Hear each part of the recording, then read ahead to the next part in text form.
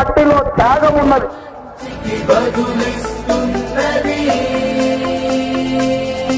నాలుగు గోడల మధ్యలో తలుపులు మూసి నరేంద్ర మోడీ గారు కేసీఆర్ గారికి ఏం చూపించిందో నాకైతే తెలియదు. కానీ తల్లిదండ్రులు వచ్చిన తర్వాత ఫామ్ హౌస్ లో పండుకున్నాడు.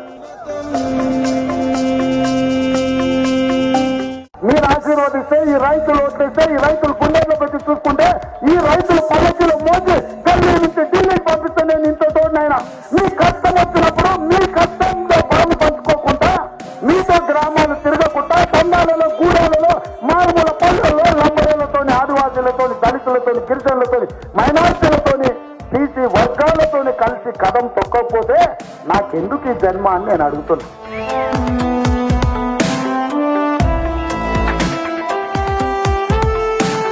నరేంద్ర మోడీ మీద యుద్ధం ప్రకటించలేకనే ఇవాళ తండాలు గూడాలు పల్లెలు పట్టణాలు అన్ని కళ్ళు తిరుగుతున్నాయి. ఇవాళ నాకు తిరగడానికి ఎన్నికలు లేవు, ఓట్లు అడిగేందుకు రాలే.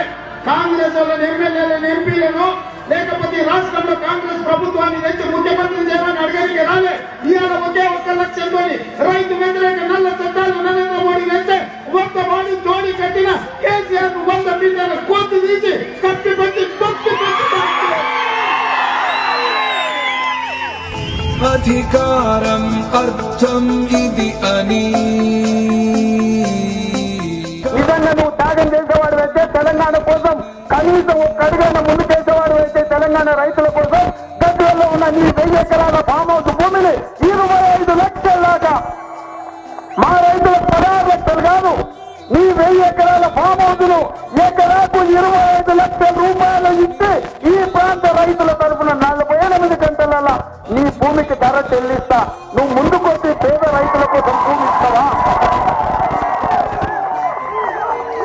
నీ గద్వాల్లో నీ ఫామ్ హౌస్ అట్టే ఉండాలి, సిద్దిపేటలో నీ అల్లుడు భూములు ఇస్తూనే ఉండాలి, నీ కొడుకు సిరిసిల్లలో కబ్జాలు పెట్టుకోవాలి, మీ ఆ కొడుకేమో జన్వాడల ఫామ్ హౌస్లు కట్టుకోవాలి, మీరు 1000 కోట్లు సంపాదించుకోవాలి, పేదోళ్ళ భూములు మాత్రం మళ్ళీ బఠానీలకు గుంజుకుంటావా?